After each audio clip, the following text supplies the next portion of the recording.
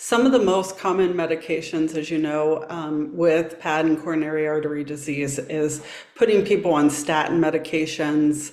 Metformin is often used as well for the blood sugar regulation. And so there's a lot of known deficiencies with those, specifically CoQ10, also your B12. And sometimes those deficiencies really become side effects. And if we know like what that actually does for us, the nutrient, how we can get it through our food, I think that is going to be really impactful in how we improve our health. So one of the top deficiencies that we see is your B12 deficiency. And I'm sure many of you have heard of B12. That's one that can be done in a serum lab. So you can draw, meaning a blood lab, you can get your blood drawn, check a B12 and folate. And B12 really plays an important role in your energy production, right? And it's from fats and proteins. It can help with our maintenance of our nerve cells, our DNA and our RNA. And so a lot of times people will feel that they're having like peripheral neuropathy pain, and it can be from a B12 deficiency as well. Not to say that the disease hasn't caused that, but we also need to look at the deficiency to kind of help. And so what causes B12 deficiency? All of our B vitamins are made in our basically microbiome, our gut. And low B12 can result from malabsorption, if acid reflux or problems with gastritis, if they've had anemia or H. pylori, the proton pump inhibitors that are often given to us, so that's your omeprazole, your Protonics, those can really cause B12 deficiencies as well. And oftentimes people who drink alcohol will have these deficiencies. So we're looking at like, what are the causes? The most common medication for that that's really widely published and known is your metformin. So most people end up on metformin if they have some sort of blood sugar dysregulation that is part of the disease process as well. And so the complications of a B12 deficiency can be anemia, fatigue, those neurologic like paresthesias, meaning numbness, tingling as well. Some people can have depression, even dementia. There's like some linkage between B12 and the 200s and 300s, like lower than that, causing some dementia type symptoms. So we really want to be mindful of that if cognition is involved, if you're having trouble with feeling numbness, tingling. And our food sources for B12 include like your shellfish, your red meats, your poultry, fish, eggs, milk, and cheese. So we really want to optimize that and improve B12 through what we intake. So that's the start of one very common deficiency. That's really important. And I also hear that you mentioned early on the medicines for acid reflux, and a lot of our patients are on those, especially because of their blood thinners, and there's a worry, from the doctors that they might get an ulcer or something, so they try to manage, I guess, the acid in the body. So when they put the patients, for example, my dad, on a high level of blood thinners, usually it's that cocktail of both the antiplatelets and the anticoagulants, they end up putting them on one of these, and that causes, I never knew, also vitamin B deficiencies. It does. It causes a lot with absorption. And so that's why it's really important for us to be paying attention to nutrient deficiencies. We want to optimize. Obviously, when somebody's prescribed those medications, there's a real need for it. It's not something we just blindly give somebody. So if you're on that medicine, like, you definitely have a need for it, right? And we do want to protect the gastric lining, but we also want to help with your absorption of nutrients and how to get that as well. So looking at what we can do to optimize.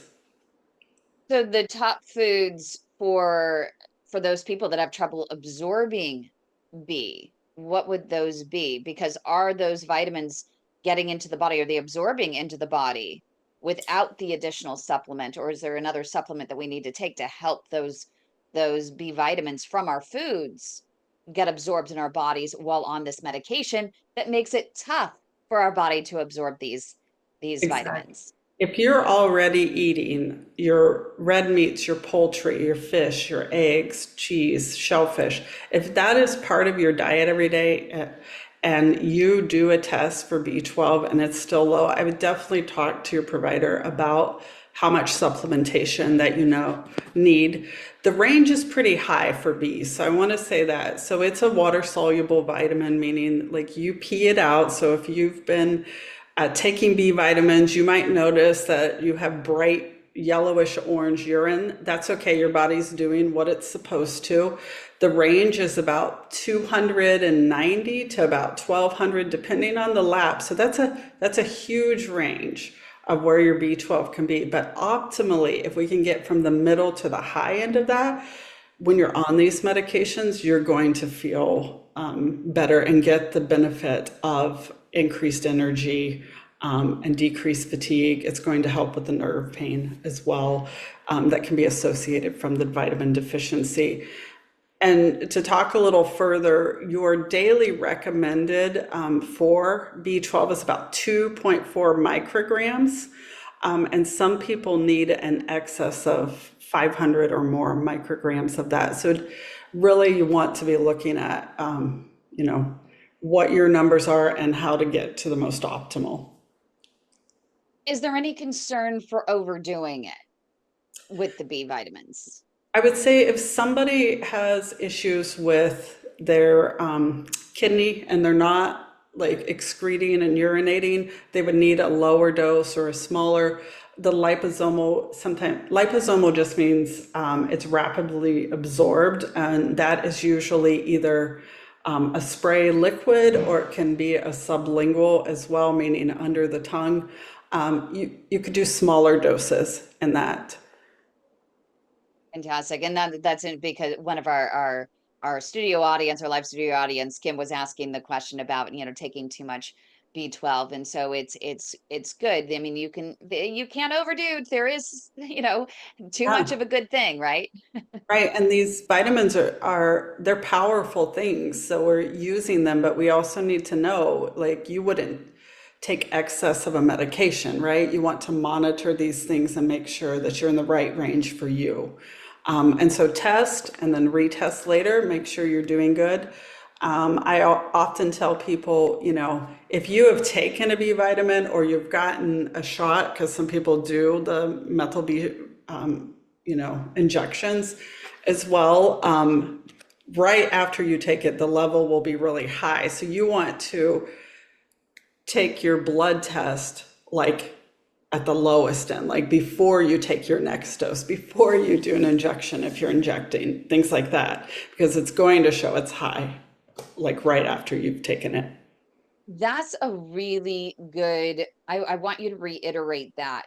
If you Okay. are going to get a blood test to better understand your nutrients, I'm assuming that you should be off the supplements at least that morning. So if you're fasting, don't take those supplements. But how far back? What is a good range of not taking those supplements before you have a blood work? Is it 24 hours? Is it just 12 hours? What would your guidance be? Because you don't, those supplements are artificially, right, Right. boosting you want to know what's being actually absorbed in your body. Right. So I would wait 24 hours after if you're taking it orally before you would get the vitamin test done, like a lab test. But if you're doing the injection, you need to wait probably 7 days because before you do your next injection, which most people are 7 days to 14 days, it just depends. But before you get your next injection, so you know your body's need for that still. I've had And go ahead. I've had somebody test right after doing an injection and it be in the 2000s. And that's going to happen. So timing is really important for when you're doing the test. Do you have any suggestions for people in improving their B absorption and their B levels if they are plant-based? They don't eat meat, they don't eat dairy, they're just completely plant-based.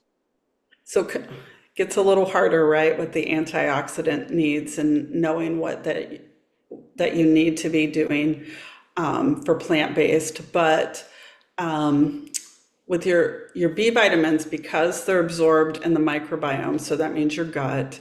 If you're having any GI symptoms, sometimes you're also not going to absorb as well. So that's always an indicator to me that maybe we need to look into the microbiome. But in your plant-based, you're looking at your, really rich green foods. Your spinaches. You can even use nuts for B vitamins as well. I always say, look at the diversity of the color of what you're eating. You're going to get more of what you need. Most people need 7 to 10 colors a day. 10 is optimal, and it doesn't have to be full servings, but you want to be eating the rainbow to kind of pull in the vitamins that you need.